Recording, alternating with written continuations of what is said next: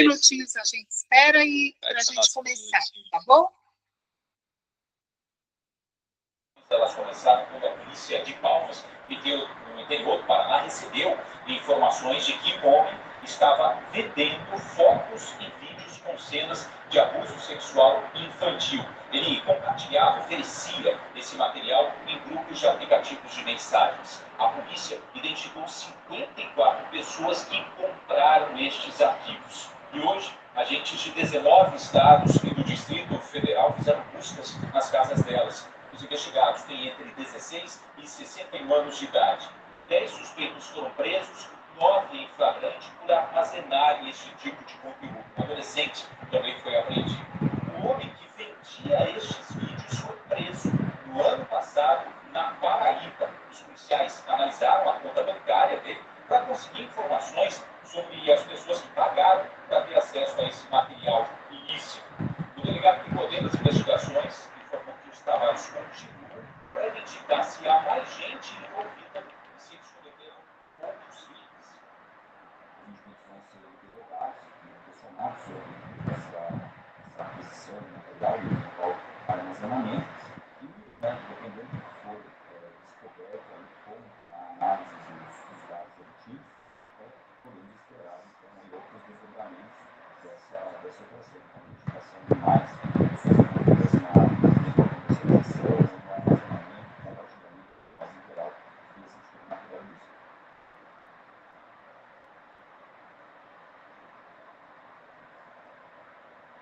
Durante as buscas de hoje, os policiais apreenderam computadores, celulares e tablets. Todo esse material será trazido aqui para o Paraná e periciado pela Polícia Científica. A investigação teve o apoio do Laboratório de Operações Cibernéticas do Ministério da Justiça e Segurança Pública. A pena por comprar material de abuso infantil é de 1 a 4 anos de prisão. Correto? Pois é. Eu fico pensando se os pais, quem tem filho, tem criança, não gostaria que essas penas fossem um pouco maiores, porque são crimes revoltantes. É revoltante. Qualquer pai fica indignado.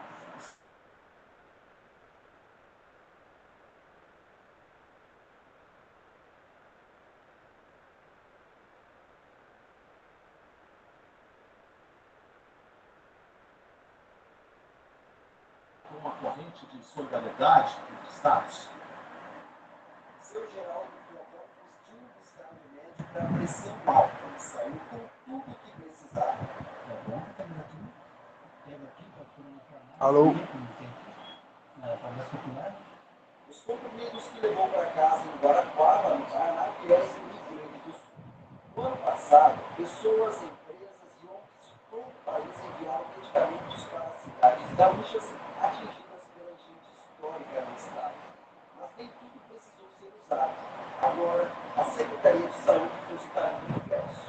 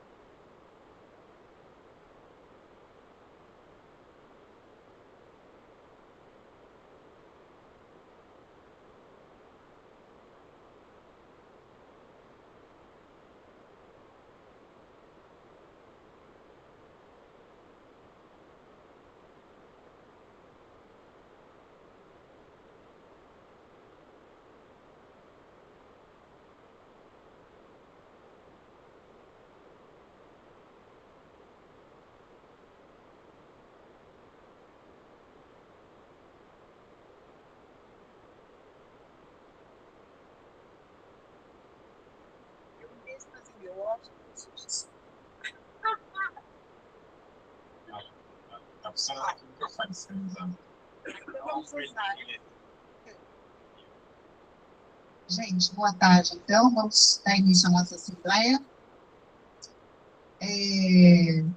Bom, vamos começar, então, com informes da reunião com o governo federal.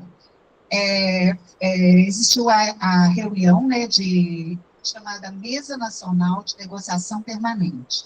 O governo instalou, então, essa Mesa Nacional de Negociação Permanente 2025. Nessa reunião, estiveram presentes o secretário de Relações de Trabalho, representantes da Casa Civil, da Secretaria de Relações do Trabalho. E as entidades, são todas as entidades nacionais, né, e centrais sindicais, no caso, a CUT, Conlutas e CTB. E das entidades nacionais, uma é a nossa, que faz parte da Mesa Nacional de Negociação, a SPGE.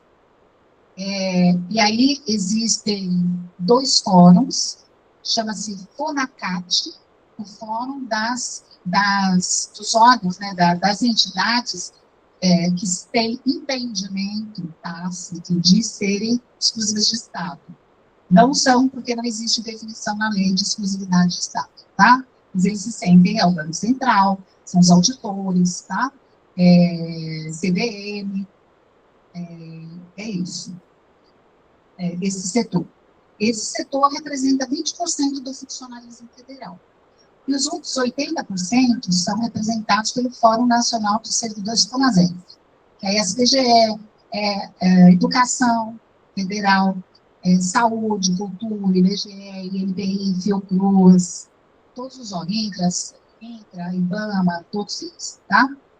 Então, nessa reunião, é uma reunião que durou 5 horas, o secretário Feijó, ele fez primeiro uma exposição dos anos do governo e o que ele trouxe para os servidores, né? O reajuste de 9% em 22, em 23, o aumento dos benefícios, alimentação, auxílio per capita saúde, e educação, né? O infantil, educação pré-escolar, e fez esse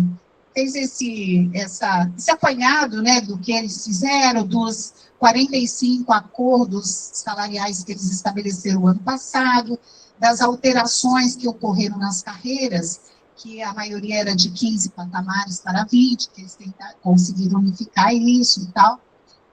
Enfim, fez esse apanhado e depois falou que pegou a pauta dos servidores, que os servidores protocolaram uma pauta unificada, e que ele dividiu em temas administrativos, econômicos e outros assuntos.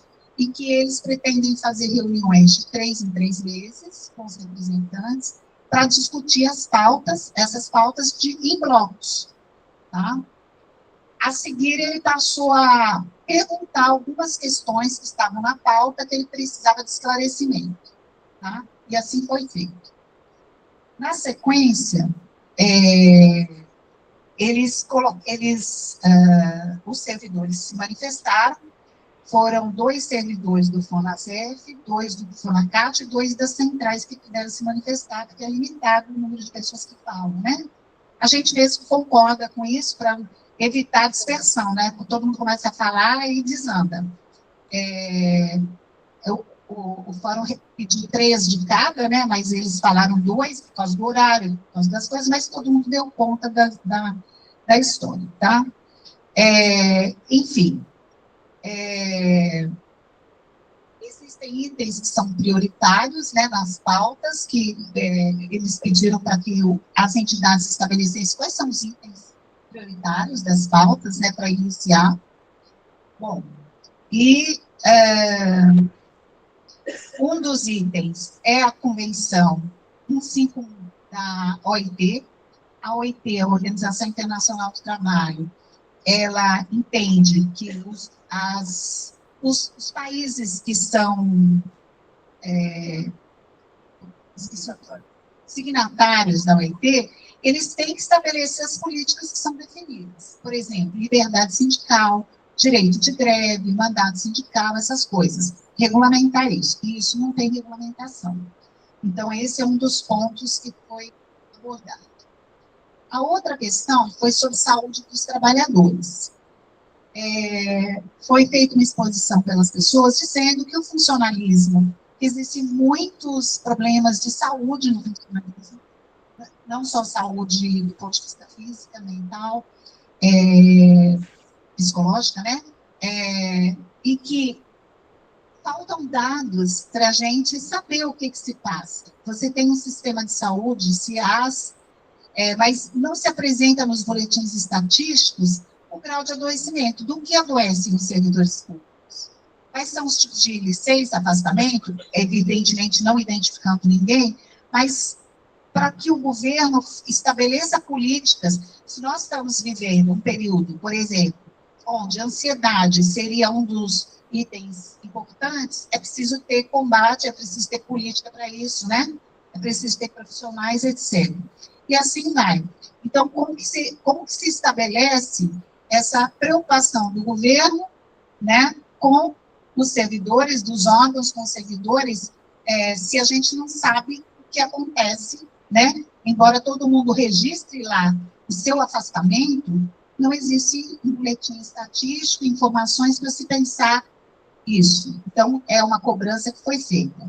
O governo, por sua vez, disse que parte dessa política é um programa que eles estabeleceram que todos os órgãos devem cumprir, que eles pedem que as entidades cobrem dos seus órgãos, que é um programa de combate ao assédio moral, sexual e discriminação no ambiente de trabalho, que eles entendem que também isso adoece, né? Então, que isso é uma coisa que eles já fizeram e que todos os órgãos têm que cumprir isso, e eles pedem, inclusive, que na próxima reunião seja informado se os órgãos estão fazendo esse programa.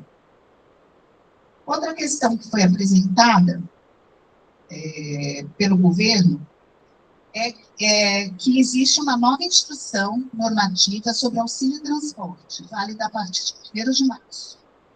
Nessa instrução normativa, além das regras que já existem, foi cobrado do governo, e fazia parte da pauta, que existem municípios que não têm transportes coletivos, como prevê na instrução normativa anterior de 2019. Então, nesse sentido, essa nova instrução normativa 71, que é agora de janeiro, ela vai prever também pagamentos de outros tipos de transporte, fluviais, né, marítimos, transporte especial, mediante, claro, a declaração do servidor e o compromisso de que aquilo é verdade e pode ser auditada, né? É isso.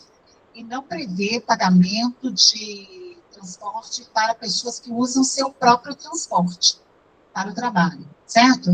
Então, a pessoa que usa o seu veículo particular para trabalhar, ele não vai fazer esse pagamento de transporte, tá? Então, depois a gente usa as regras, mas essa é uma das coisas que contempla uma boa parte dos órgãos que não estavam fora desses transportes que não são os transportes que se tem, né? Outra questão também que foi falado e foi cobrado do governo, que não nos diz respeito, mas é bom que saibamos, é sobre um decreto 1590 de 95 que dispensa o controle de ponto ao Magistério Federal. E que até hoje está sendo cobrado, né? Os professores estão tendo que registrar na catraca e tal, mas a lei anterior, ela não prevê esse controle para o magistério, tá? Então, eles cobraram isso, e o governo disse que está avaliando e que deve assinar um decreto que os professores universitários não vão ser objeto de controle de ponto de horário, né, para além do controle das aulas que eles têm que dar, né? É catraca que a gente está falando, tá?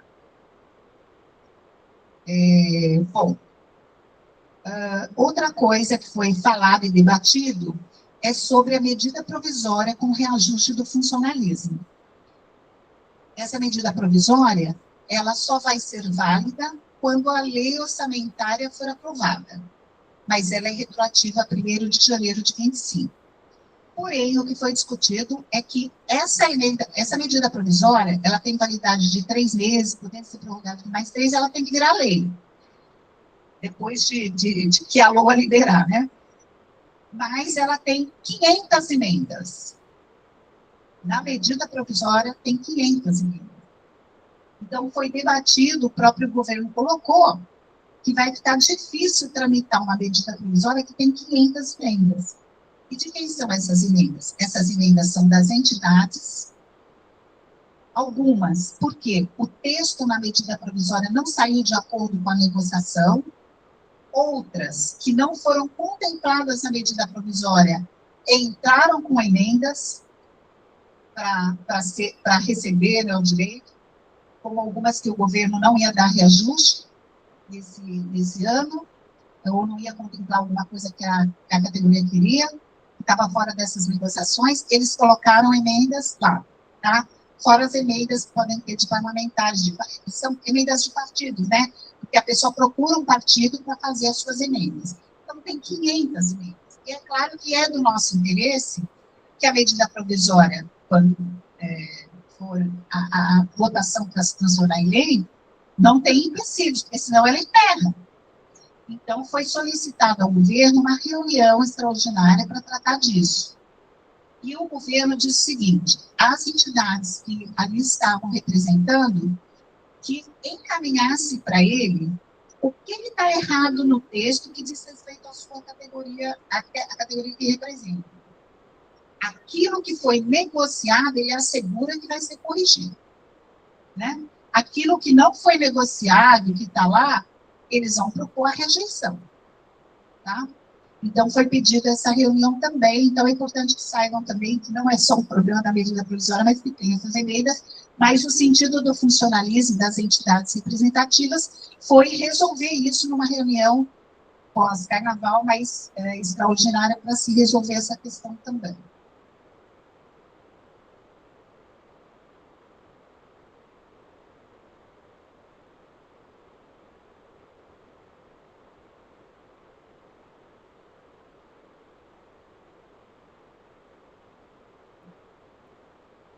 Uma outra coisa que consta da medida provisória e que não foi negociado e tratado com o funcionalismo foi estender o sistema SIDEC, né, que é um sistema de desenvolvimento de carreiras, que é dessas carreiras do Banco Central, dos auditores, estender a todo o funcionalismo isso. Então, isso foi solicitado da bancada da FONASEC, no caso da FONASEC, porque o FONACAT, uma outra entidade, já faz parte desse SIDEC. A gente não, né? Os 80% dos funcionários não fazem parte. Foi pedido a retirada do texto. O governo disse que não estava colocado como uma coisa taxativa, mas como uma coisa discutível. Mas não.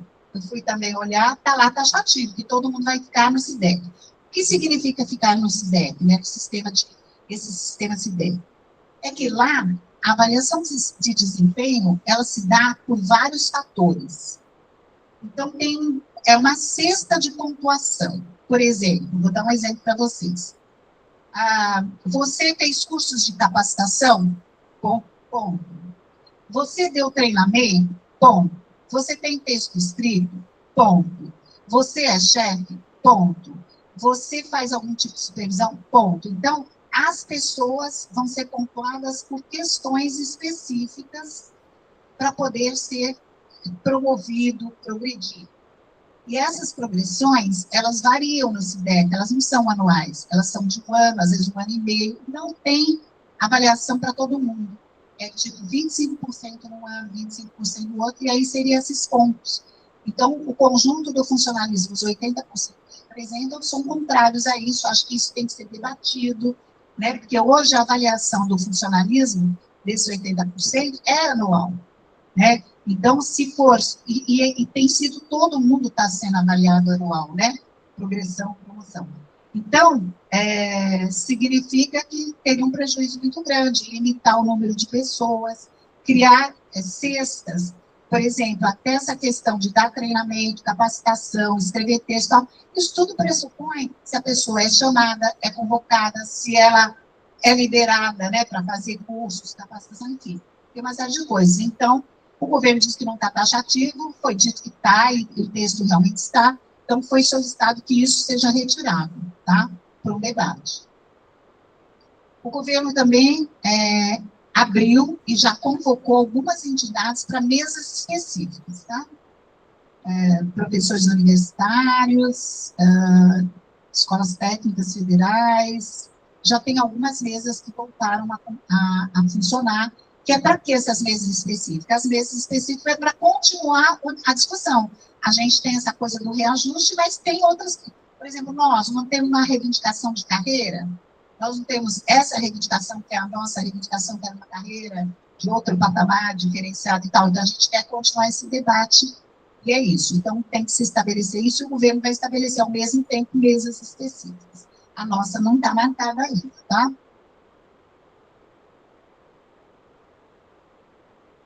Sobre PGD. Foi levantado pelas entidades que cada órgão está estabelecendo um PGD, um plano de gestão de demanda, de uma forma. São muito variadas, os relatos são muito variados. Então, foi solicitado ao governo um grupo de trabalho, onde todas as entidades descreveriam como funciona, para tentar que alguns eixos, algumas questões fossem parecidas, né? Que não fosse tudo tão desigual como está. Então, que era importante, é claro que cada órgão tem especificidade, mas que algumas questões teriam que ser parecidas, tá? Então, foi pedido um grupo de trabalho para o governo para tentar estabelecer alguns parâmetros iguais. Bom, a avaliação do pessoal. Não saiu com muitos elementos concretos da reunião. As reuniões serão trimestrais, se aguarda soluções, né, para as questões, se pede essa reunião extraordinária para ver as emendas. Outra questão importantíssima foi sobre a questão do reajuste, a solicitação das entidades de que o reajuste fosse numa folha suplementar, para evitar uma cobrança acumulativa de imposto de renda. Porque se vier tudo no bolo, vai ter um desconto maior. Então, o governo ficou de pensar isso, mas o governo disse o seguinte: a previsão de votação da lei orçamentária é dia 11. Se for dia 11, ele diz que está tudo engatilhado para fazer o comando da folha de pagamento. Tá? Só que se for depois, que aí tem prazo da folha fechar, aí não dá para garantir isso. Então, sendo a folha no mês ou não, foi pedido uma folha suplementar para separar os valores e não ter esse imposto de renda acumulativo. Mas isso não teve uma resposta concreta, clara e objetiva do governo, que ficou de responder depois. Tá?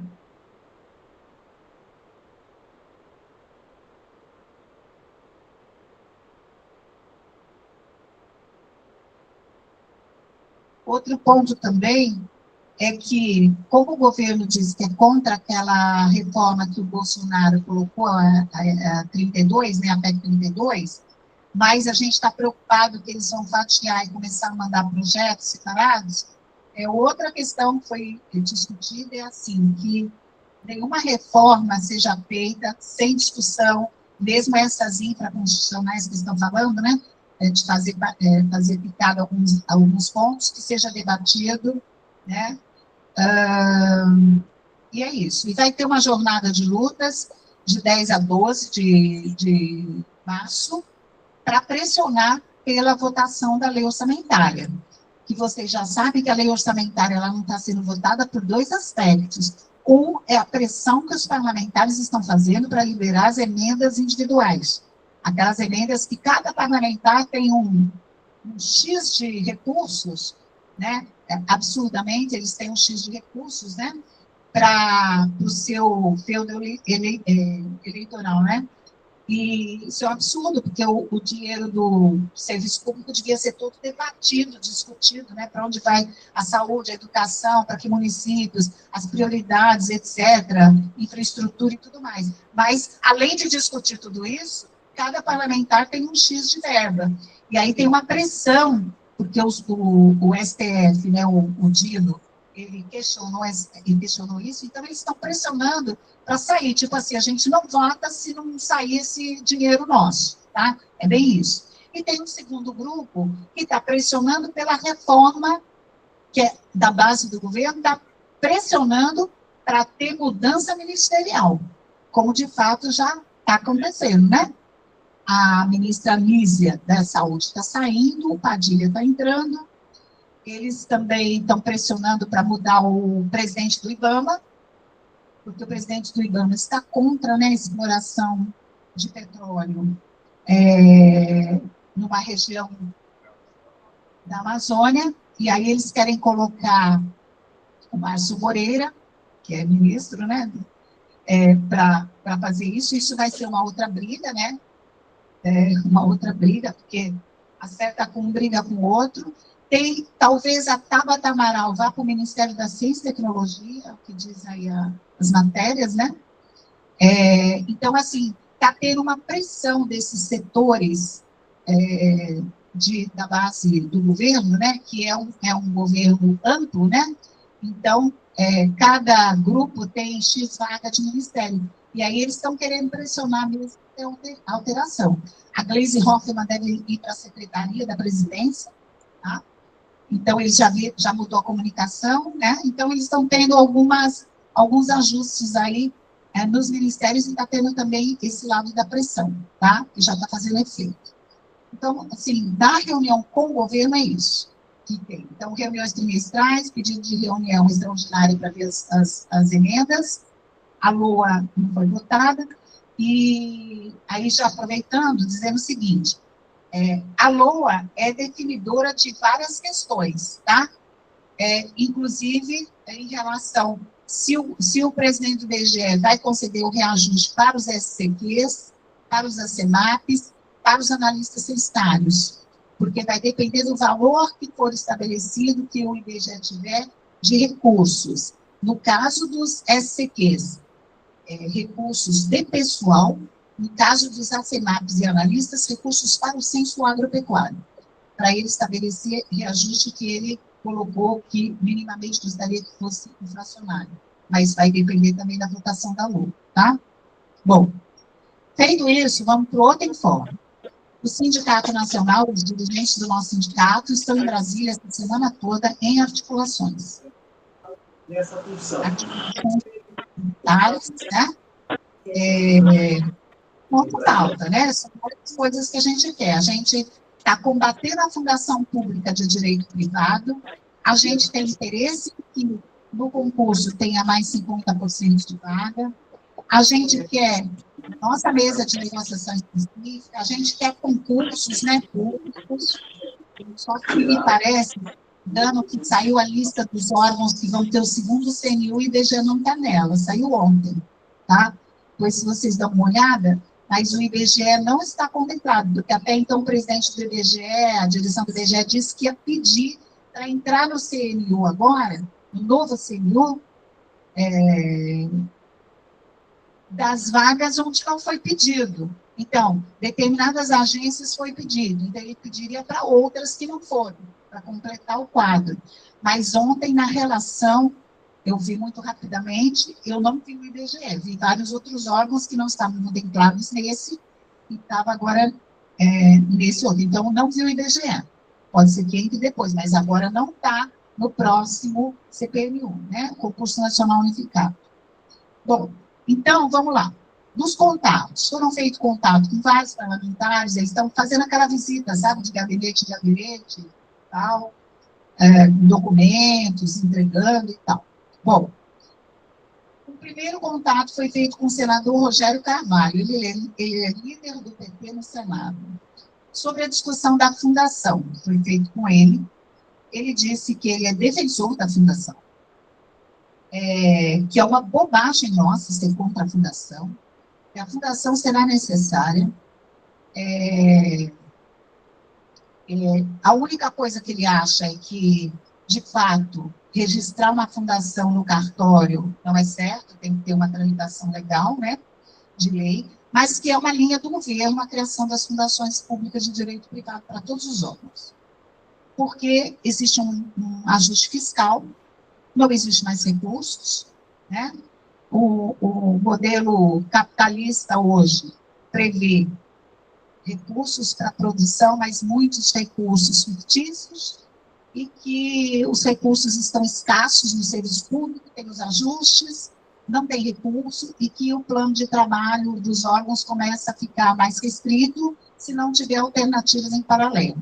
Aí eles fizeram naturalmente um debate, né, de que estado que eles querem, como é que a gente vai captar recursos, qual a implicância que terá a IBGE pegar recursos privados, né, os interesses que estão em jogo e tal, mas ele foi bem taxativo nisso e falou dessa forma, tá?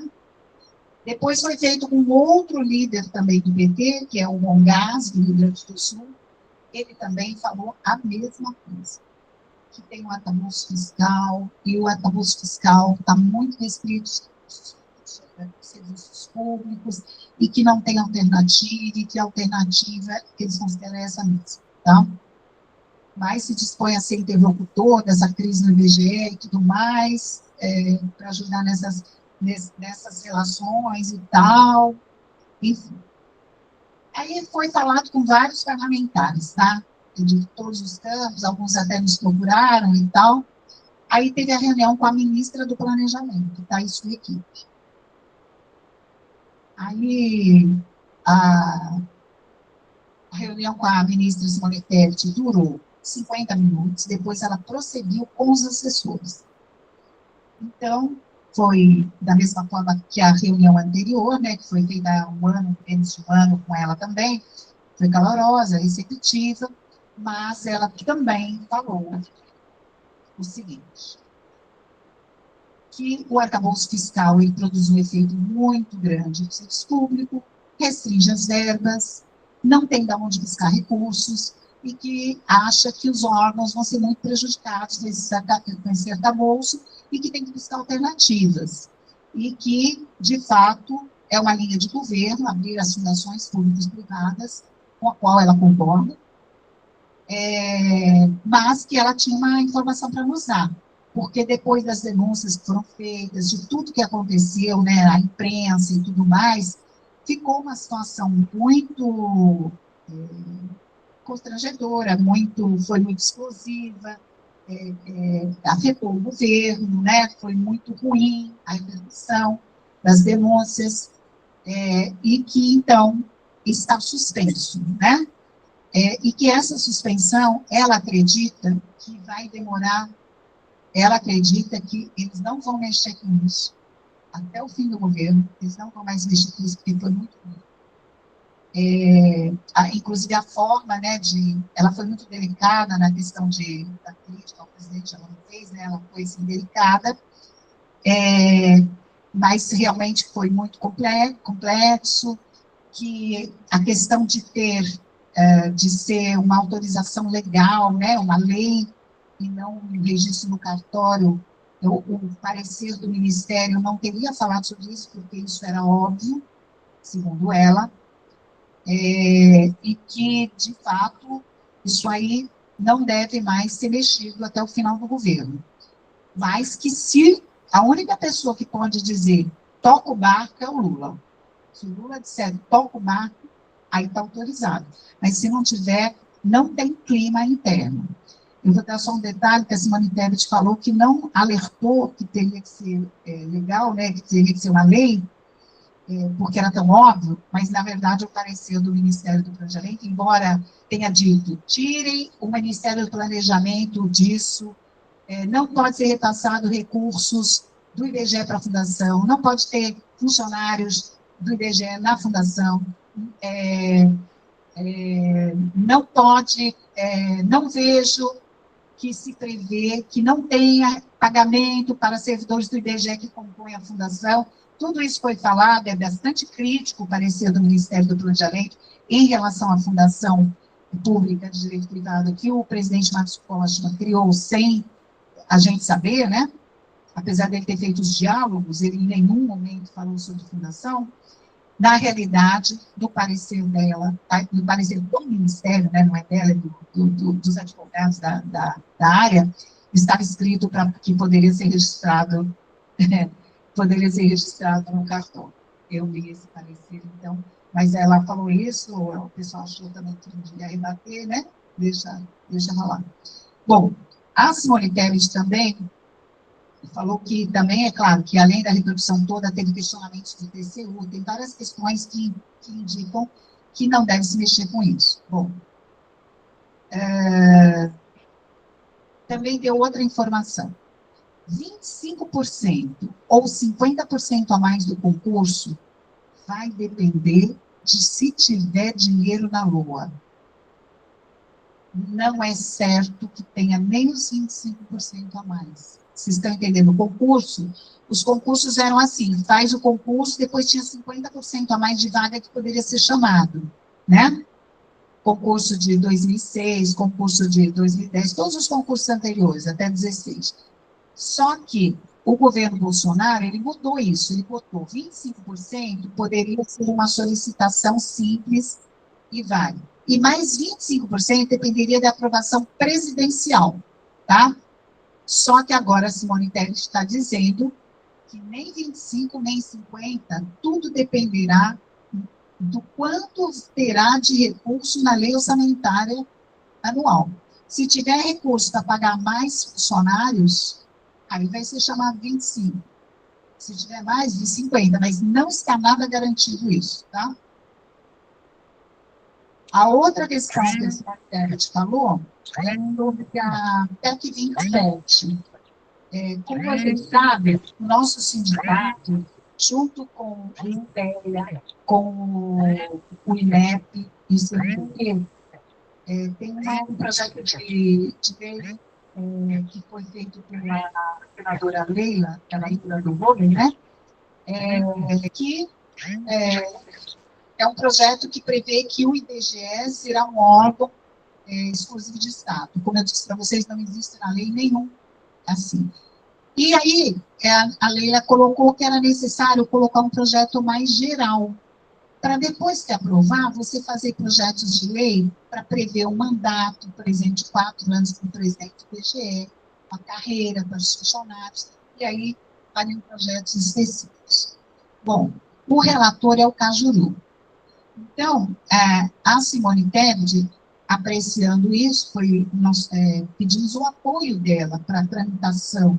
A gente entende que isso poderia blindar o IBGE.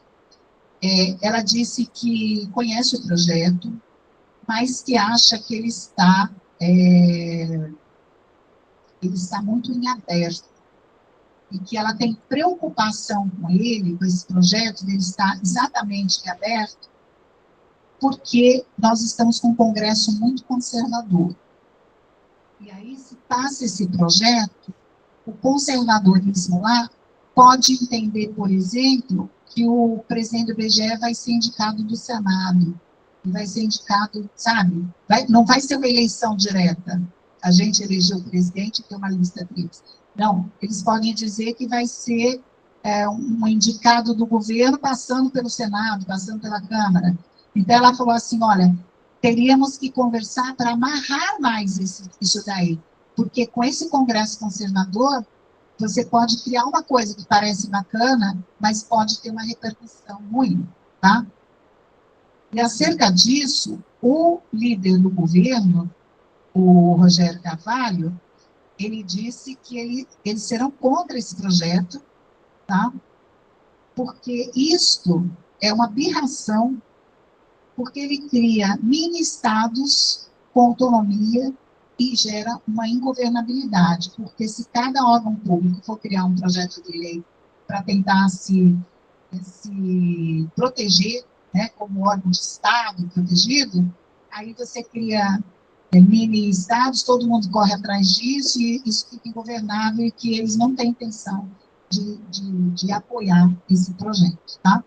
Então, para a gente saber onde a gente está pisando, onde a gente está lidando. Uma outra questão que foi tratada com a ministra Simone foi sobre os 5 servidores que foram solicitados ao Ministério do Planejamento pelo presidente do IBGE para fazer parte de investigações, averiguações internas do IBGE. Foi pedido a sessão de 5 servidores do Ministério do Planejamento, está na intranet isso, para fazer investigações e averiguações, provavelmente contra a Science e outras questões que eles querem levantar, né, contra, sei lá, eu, de algum funcionário, etc. A Simone Tebet falou que desconhecia, que não sabia, que foi solicitado, mas a assessora dela disse, não, chegou sim. Chegou esse documento sim, requerendo os funcionários. Ela disse, olha, eu não tenho nenhuma equipe, a minha equipe foi montada, recente, eu não tenho gente para ceder. E se enfim, eu não tenho condições de ceder isso. A outra questão que foi tratada com a Simone Tebet foi sobre a mudança de estatuto no IBGE.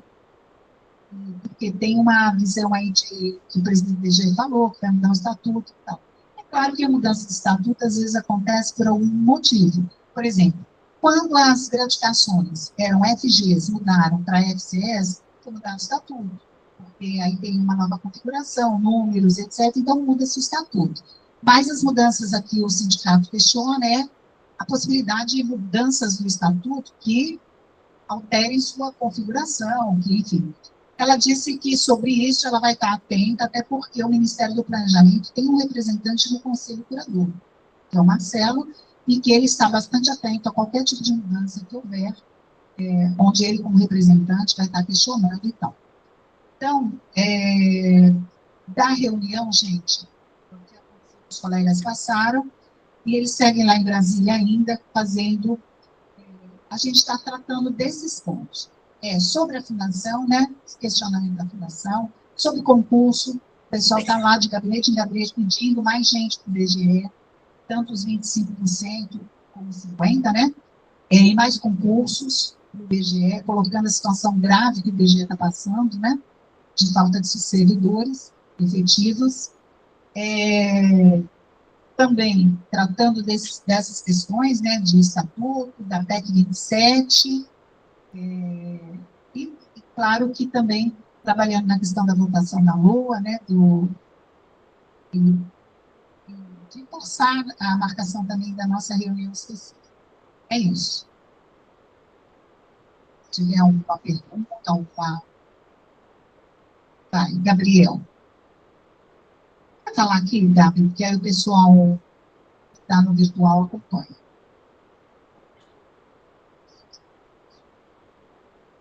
Só que eu li uma notícia, 5 bilhões para programas adicionais,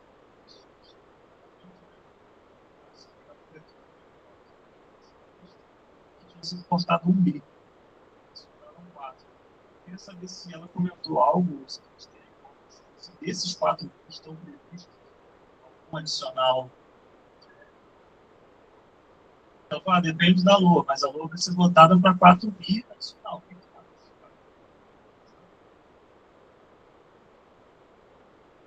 Gabriel, essa é uma pergunta boa para a gente mandar para os colegas lá em Brasília, para eles responderem, né? Porque eu também não sei disso. Eles estão dizendo assim que vai depender do que vota, mas, como diz o Gabriel, vai ter um recurso lá. Mas para quem vai isso, né? Então, vai depender, né? É isso que a gente está cobrando, a importância de ter para o IBGE, né? Que o IBGE está com um quadro temporário muito grande, né? Inclusive, o IBGE parece que tinha pedido 7 mil vagas no último PSS, agora no próximo, que vai ser em novembro, eles estão pedindo 8 mil. A gente já tinha colocado para a direção do IBGE, quanto mais trabalhador temporário eles pedirem, menos concursos serão. Ele tem que reduzir o número de trabalhador temporário para poder pedir concurso. Porque senão eles vão entrar na lógica, olha, se vocês têm 8 mil trabalhadores temporários, só lhe dou agora 100, 200 para supervisionar, né? Que eles falam isso, né? Então, vai ser muito ruim. Então, mas a gente manda essa pergunta para poder depois responder. Mas não está, pelo visto, não está definido ainda, tá? Antônio.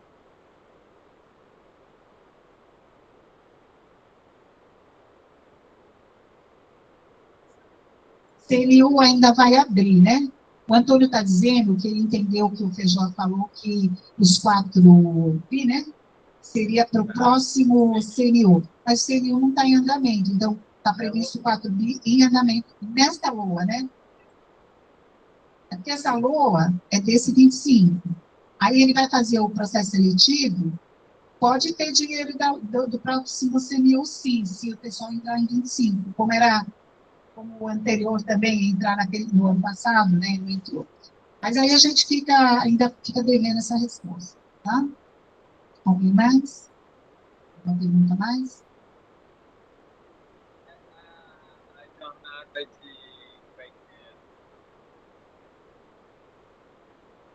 a jornada que as entidades, né, sindicais estão para fazer nessa semana da votação, você já tem alguma coisa já definida, você acha?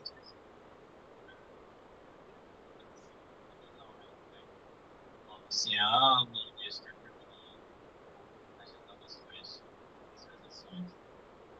Então, já existem as entidades da educação, são muitas, né, gente? Das universidades federais, das escolas técnicas, dos institutos federais.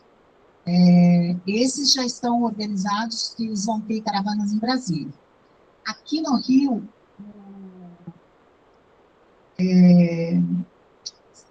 esqueci o nome, Coordenação de Servidores do Rio, está chamando uma reunião para a gente discutir atividades no Rio de Janeiro, para a gente pressionar também nos estados, além de pressionar em Brasília, pressionar nos estados, porque também tem um trabalho sendo feito junto aos parlamentares de cada estado. Eles são senadores ou deputados federais de estados. Então, as entidades também estão procurando essas pessoas aqui no estado, tá? Para pressionar também pela votação, né? Questionando todos, cada estado está fazendo do seu, né? Mas está sendo marcada uma reunião do Fórum dos Serviços Públicos no Rio de Janeiro e cada estado, para a gente organizar no estado, tá? Atividades. A ideia é ter em Brasília e nos estados, tá? Mais alguma coisa, minha gente? Não? Tá, então. Então, o Antônio está perguntando, o próximo bloco para discutir com o governo será sobre o quê? Então, primeiro está se pedindo uma reunião extraordinária para discutir as emendas da medida provisória do reajuste, que tem 500 emendas. E aí, na marcação, eles pediram para a gente elencar quais são os o que a gente acha prioridade. Começar pelas prioridades. Então, essas entidades do funcionalismo vão sentar para falar quais são as prioridades que se tem, tá? Para apresentar ao governo o que a gente quer discutir na próxima pauta, tá? Não, o secretário, o governo separou a mesa, disse assim, ó, eu separei aqui 3 blocos, questões administrativas, questões financeiras e outros. Agora vocês elegem quais as prioridades que vocês querem discutir. Então, o pessoal vai apresentar quais as prioridades, tá? Para a próxima reunião. É isso? Claro que o pessoal pressionou o governo que não queria reunião trimestral, né? Queria reunião direto, né? Para acabar, para esgotar. Vamos fazer reunião direto para esgotando a pauta, né? E aí deu. Mas o governo não aceitou, né? 3 meses significa fevereiro, março, abril, maio, junho, julho, agosto, setembro, outubro, novembro, né? Então, praticamente são 3 meses, né? No ano. 3 meses para discutir no ano, é muito pouco para a pauta que se tem, tá? Não, na nossa pauta, o Antônio pergunta da equiparação de benefícios com os outros poderes. Na nossa pauta, existe a proposta de que tem que ter equiparação com os outros poderes. Afinal de contas, as pessoas comem igual, né? Ou porque de um poder maior vai comer mais, né? Vai ter benefício de saúde maior, auxílio pré-escolar maior, né? Porque é tudo diferente. Então, isso está na nossa pauta. Tem uma outra coisa que está na nossa pauta, que está se pedindo para os aposentados não têm auxílio alimentação, porque a auxílio alimentação é pago a quem está trabalhando. Mas está se pedindo um benefício similar aos aposentados, de extensão aos aposentados também, tá? eu não sei se chama auxílio nutrição, tem um nome assim que eles criaram. Então, tem uma pauta maior, depois a gente distribui essa pauta, porque a pauta é grande. Inclusive, na pauta tem várias reivindicações do governo cancelar questões que foram feitas pelo governo Bolsonaro, que ele fez um monte de medidas e tudo mais, que são absurdas, e cancelar, que não foram canceladas até hoje. Isso é um pedido já desde que o governo entrou, né? Que precisam ser canceladas, né? O governo fala, não, mas a gente nem está usando isso aí, mas, né? Precisa ser cancelado, né? Algumas coisas precisam ser canceladas, tá? É isso. Tem mais alguma questão, gente? Não? Então, a gente também quer falar para vocês que a gente vai fazer uma reunião com os nossos sindicalizados, conforme a gente falou na assembleia anterior, para discutir o nosso sítio. O nosso sindicato, o nosso núcleo, tem o sítio em Maricá, pode ser usado pelos sindicalizados, né? O sindicalizado pode ir com sua família, tem 12 acomodações, né? Para dormir, tem uma casa com 2 quartos, sala, tem piscina, tem sauna, tem quadra, né, para jogar, tem jogos, tem internet, e as pessoas se inscrevem, elas se inscrevem até o dia 10, né, do mês para concorrer no mês seguinte. Paga R$20 por dia por pessoa, certo? Para frequentar, então o sindicalizado pode levar sua família, né, para passar alguns dias, ou pode fazer uma festa de um dia só, e aí se inscreve lá com a Patrícia, que é a nossa funcionária, tem as regras, né, lá e tal. E aí a gente levantou aqui na assembleia passada como que a gente tem gasto muito dinheiro com o nosso sítio. A gente está refazendo nesse momento os muros que estão caindo, né? Lá é uma região que eu acho que foi alagada, né, Maria? Um pântano? Era um pântano e os muros foram afundando, né, ficando abaloados. Então, só essa obra, com a mão de obra, deu 40 mil. Né? A gente também tem funcionário que trabalha e mora lá. Então, a gente tem tido um gasto muito grande da nossa arrecadação com o sítio. Toda hora a gente, pós-pandemia, pintou a casa e tal, fez tudo que tem de obra, arrumou a casa do caseiro, mas lá chove muito, enfim. Aí a gente quer fazer uma discussão com os sindicalizados sobre o sítio. Eu estou falando sindicalizado por quê? Porque toda a assembleia é aberta, independente da pessoa ser sindicalizado ou não, a luta é geral, então todos participam. Quando diz respeito ao patrimônio, aí é só o sindicalizado que pode votar e participar. Porque a gente quer conversar com vocês o que a gente vai fazer com o nosso sítio. Porque o nosso número de sindicalizados decresceu muito, morreram muitos colegas, né, até inclusive da Covid, o envelhecimento, e a gente precisa crescer esse número de sindicalizados para aumentar a arrecadação e ver que perspectivas que a gente faz ali com o nosso sítio.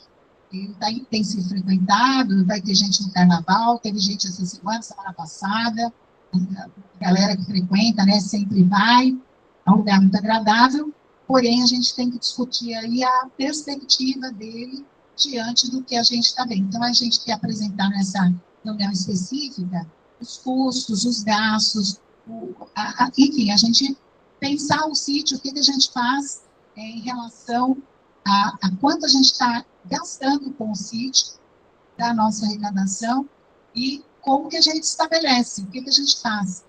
Se a gente mantém o sítio, se a gente vende o sítio, se a gente compra um apartamento, que dá menos trabalho, não tem funcionário, né? Enfim, aí a gente tem que pensar junto, coletivamente, e essa é uma decisão que cabe aos sindicalizados, tá? Eu estou só jogando algumas questões para a gente pensar, tá? É isso, e aí nesse dia, que é o dia 24, né? Que dia que a gente fala? Na última semana de março, a gente vai fazer essa reunião, mas nós vamos mandar uma correspondência para todos os sindicalizados participarem, tá? ok? E é isso. Quem quiser se inscrever para o sítio, pode se inscrever, tem que ser sindicalizado. A gente espera que as pessoas se sindicalizem. A gente fez uma luta tão grande aí para os APMs, né, para a luta para todos, né, para ter reajuste. Tivemos esse reajuste. É necessário que isso seja entendido como uma luta nossa, de todos nós, para fortalecer o nosso sindicato. Sem luta coletiva não existiria esse ganho, né? Individualmente eu não tenho como conquistar nada, mas coletivamente organizado a gente tem, né? E foi dessa forma que esse reajuste ocorreu. Então é preciso fortalecer o seu sindicato e é preciso se sindicalizar, tá?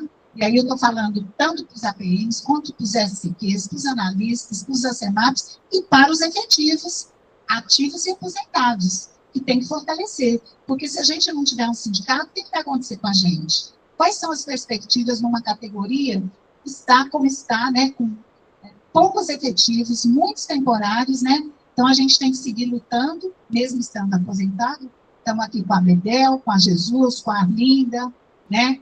Com a Marion, que tá saindo, né? Aposentando em 1º de abril. Então, assim, essas pessoas, é muito importante que estejam aqui conosco, estejam fortalecendo o nosso sindicato, porque a gente depende desse salário aqui do IBGE, depende que esse órgão se mantenha, né, e esteja em pé para manter as nossas aposentadorias, manter um padrão salarial, né, de reajuste, porque categoria que é precarizada, o governo vai achar que tá bom, né, dar reajustes poucos, salários menores, menos direitos, tá?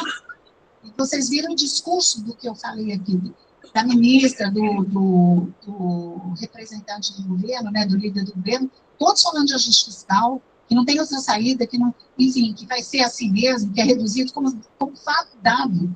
Quando a gente está discutindo aqui que Estado que a gente quer, né? Então, se esse governo, que é um governo progressista, né, embora seja um governo com vários setores, né, liberais, né, em termos também junto nessa composição, imagine um governo de direita mesmo. Vocês estão vendo o Trump lá nos Estados Unidos, o Elon Musk mandando os funcionários enviarem por escrito 5 tarefas que fizeram na semana passada. Veja o grau. Ameaçando os funcionários de demissão, né? Enfim. Oi?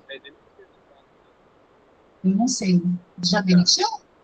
Já demitiu? Nem vi essa parte, que o Elon Musk já mandou demitir, né? O governo. Então, assim, gente, imagina um governo de direita aqui, o que ele vai fazer? Porque, em geral, governos de direita são contra serviço público, acham que tem que enxugar mesmo, acha que tem que ir para a iniciativa privada. Então, a gente está numa situação difícil, né? De um lado, um setor mais progressista, que também entende que tem que ter fundação pública, direito privado, tem que buscar recursos e tal. E de outro, a gente tem aquele que não vai gostar da gente, aquele que a gente já viveu, que chamou a gente de elefante branco, de vagabundo, etc. e tal, né? A gente já teve essa experiência, né? Então, é uma situação difícil, tá? Então, é isso que eu quero apelar aí para todo mundo participar, para as pessoas se sindicalizarem, né? E fazerem parte disso, poderem contribuir com aquilo que puderem, né? Ideia, sugestão, enfim. Pergunto se alguém gostaria de dar alguma informação, falar alguma coisa, no virtual ou no presencial. Vem. Fala aqui para todo mundo ouvir, Davi. Só para complementar a informação, tem os 4 novos provimentos. Eles falaram que eram 5, eles falaram que cortaram um dos novos provimentos, mas não se sabe quantos são. Novas vagas de... Bem, então você já vê que já tem um corte, né? Triste. O corte está garantido. Então, é triste. Tá? É isso, minha gente. Tem alguma pergunta? Alguma... Então...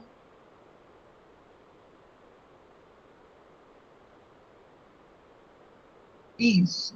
Não, então, na lista, o Antônio está dizendo que não tem chance do IBGE estar no CM2, porque o governo falou que só quem não participou. É que havia uma possibilidade deles incluir o IBGE, segundo a direção do IBGE, de locais onde não foi pedido, agências onde não foi pedido, sabe?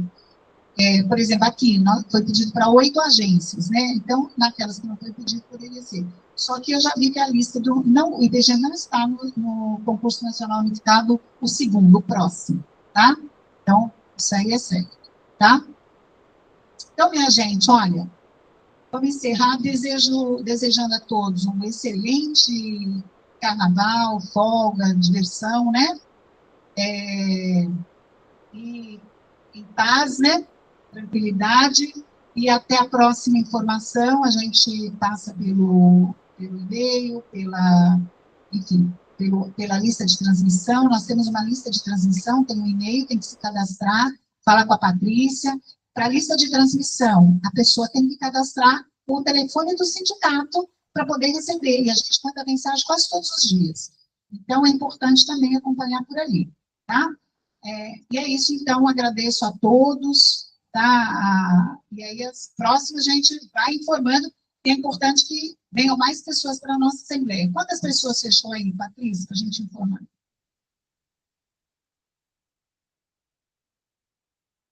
15 no virtual e quantos no 10 no presencial e 15 no virtual, 25 pessoas, tá? É pouco, né, para a gente estar aqui fazendo essas informações tão importantes que todos deviam estar sabendo, tá? Depois a gente tenta passar por escrito, né, e aí a gente encaminha também para as pessoas, vamos divulgar aí a nossa luta.